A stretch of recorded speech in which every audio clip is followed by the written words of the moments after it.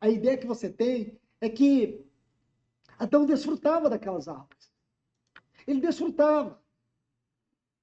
Não sei por quanto tempo. A ideia que se tem no hebraico é que ele desfrutava daquelas árvores.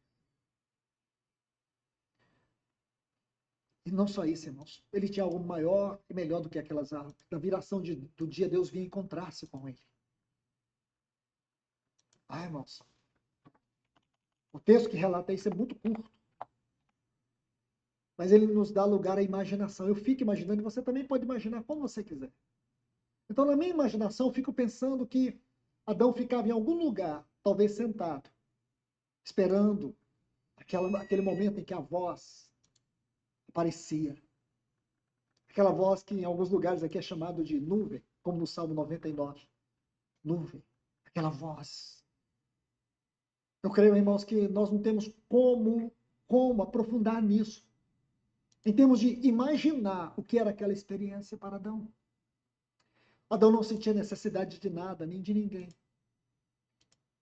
Mas um dia algo novo, uma novidade apareceu no jardim. Uma novidade interessante, irmãos. Uma outra voz. Algo apareceu no jardim. E trouxe uma novidade. Trouxe uma nova interpretação da palavra de Deus. Uma outra forma de ver a palavra de Deus. Tem algo a mais. E hoje está sim de vozes, colocando outra voz, a preterida voz de Deus. São vozes, mas a voz ninguém quer ouvir. Era algo novo, irmãos. Por isso que nós precisamos ter medo de novidade. Por isso que nós temos que discernir novidades. Apareceu algo e Eva vem. Eu penso que Eva veio encantada. Irmãos, é na minha imaginação, porque os textos são curtos. Então, sabe qual é a ideia que eu tenho? De Eva vindo com uma fruta, dizendo, Adão, tem algo a mais, algo que não nos foi falado. Algo que Deus, é como que ocultou de nós. E ele queria, ele quer. Talvez ele quisesse nos dar uma surpresa. O que é? Sabe aquela árvore? Tinha um segredo nela, tinha algo nela escondido. O quê? Nós podemos ser deuses por meio do conhecimento. Deus não disse isso para nós. Tem algo oculto aqui. Esse nós queremos ser deuses é o eu. Eu sou Deus. É tudo pro meu eu. Eu quero, eu não quero, eu isso, eu aquilo. E aí de vez em quando fala de Deus. E aí tem uns que falam, Deus me falou, Deus me fala. Apareceu uma luz, Deus é a luz. Senhores, é espiritual.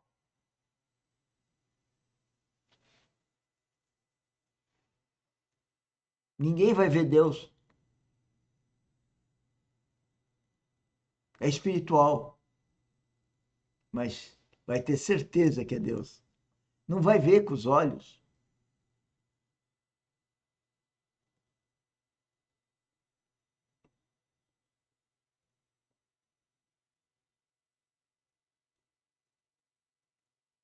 Nós temos que matar esse eu para dar vazão a ser cristocêntrico e não egocêntrico. A novidade, irmãos. E Eva talvez tenha dito, eu já comi. Eu comi. E é bom. Eu que imagino, irmãos. Talvez os dois comeram junto. Você diz, não, irmão, mas aqui eles comeram junto. Não tem divergência aqui. Mas isso me leva a ver. E aí eles comeram, irmãos. E tudo se tornou trevas. É isso que Satanás está fazendo hoje. As novidades. Irmãos, não perca a leitura simples da palavra de Deus. Não perca a revelação. Não se empolgue com esse novo, com esse A, ou tantas que vão aparecer. Tanta novidade. Essas ferramentas podem ajudar? Claro que pode. Saiba, é um terreno perigoso. Se você for utilizar, tome cuidado. Porque esse não é o seu mundo. Esse mundo não foi preparado para nós. O que foi preparado para nós foi o mundo celestial. O nosso lugar de ouvir a voz de Deus para pregar a palavra ainda é o trono de Deus. Ainda é a devoção, é o ouvir Deus, não é ler textos prontos dentro de computador ou mensagens prontas no YouTube. Se você não é capaz, sabe por quê? Eu ouvi isso e vi também essa reportagem, me assustei, mas fazer o quê? É a realidade dos nossos dias. Uma comunidade na Alemanha, eles desenvolveram, através de técnicos ou especialistas, hackers nessa área, para desenvolver, eles desenvolveram uma, baseado em outras que já existem, uma forma de pregadores virtuais que pregam mensagem baseado em inteligência artificial. E eu ouvi, eu não entendo nada de alemão. Para mim é a única que vai aprender no céu, porque leva uma eternidade para aprender. Eu fiquei vendo aquilo na tradução que foi feita. A mensagem dele pregando é uma pessoa. É uma pessoa. É isso que está virando algumas comunidades. Algumas comunidades hoje já existem dentro do metaverso. Outra forma de realidade artificial. Será que é isso mesmo, irmãos? Será que a gente pode imaginar o perigo dos dias que nós estamos vivendo? Tem gente achando isso bonito. Tem gente achando isso lindo. Não é, irmãos. Deus ainda fala por meio de trombeteiros. Deus tem uma voz, e a sua voz não está dentro dessa tecnologia. É a voz que nasce dos joelhos que dobram na sua presença. Daqueles que querem contemplar não uma tela de computador, mas a face de Deus na sua palavra. É isso aqui, irmãos. Há um constante movimento celestial na igreja. E o dia que a igreja perder isso, e muitos têm perdido, ela perdeu Deus. Oh, que a nossa oração nessa noite é: volte, Senhor.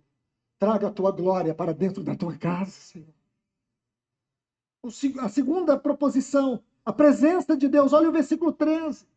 Olha o que diz. Se a primeira característica daquilo que é a casa de Deus é o movimento celestial sobre ela, a segunda característica, que nós temos aqui uma segunda proposição, é a presença de Deus. Veja o versículo 13.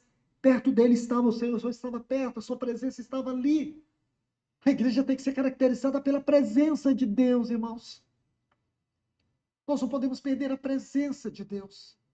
Sabe qual foi a tragédia do reinado de Saul? É que a arca de Deus não estava em Jerusalém e ele nunca se importou. Ele nunca se importou. A arca sempre foi, desde que Deus ordenou a Moisés que construísse aquele móvel. A arca era um testemunho da centralidade da presença de Deus no meio do seu povo. E para nós, é a centralidade do testemunho de Deus entre nós em Cristo Jesus. A natureza de Deus, a glória de Deus estava ali, naquela arca. Meus irmãos e irmãs, olhe para isso. A terceira proposição aqui, veja o versículo 15. É o lugar onde nós somos guardados, onde nós somos cuidados, onde nós somos amparados por Deus. Veja o versículo 15. O Senhor diz: eis que estou contigo e não te desampararei. Então, meus irmãos, nós não temos que temer o que vai acontecer com esse mundo. Se o mundo vai ser abalado, e temos certeza que vai, e temos certeza que já está sendo abalado, abalos maiores virão, mas a igreja não será abalada. A igreja não será abalada.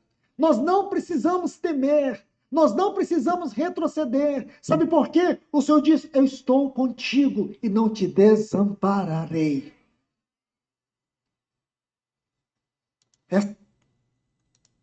Deus está conosco. Nós que não estamos com Ele. Não adianta orar como um religioso. Adianta vir conviver com Deus como filho.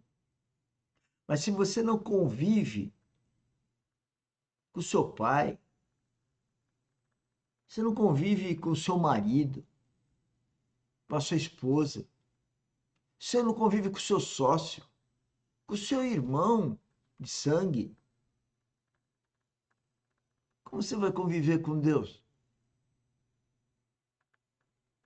E você não vê.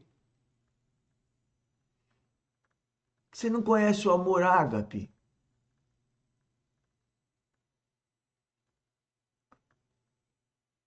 A vida espiritual é a única forma da gente ter a revelação que vem do Espírito Santo. Para isso é necessário nascer de novo. Senão, não vou entender nada. Discernimento zero. É isso que eu tinha para hoje. Amanhã às 19 horas, se Deus quiser, uma outra live. E amanhã às 6 horas da manhã, estamos aqui com nosso mini treinamento sobre terraplanagem, projeto e execução. Tchau, uma boa noite, muito obrigado. Fiquem com Deus. Cristo em nós.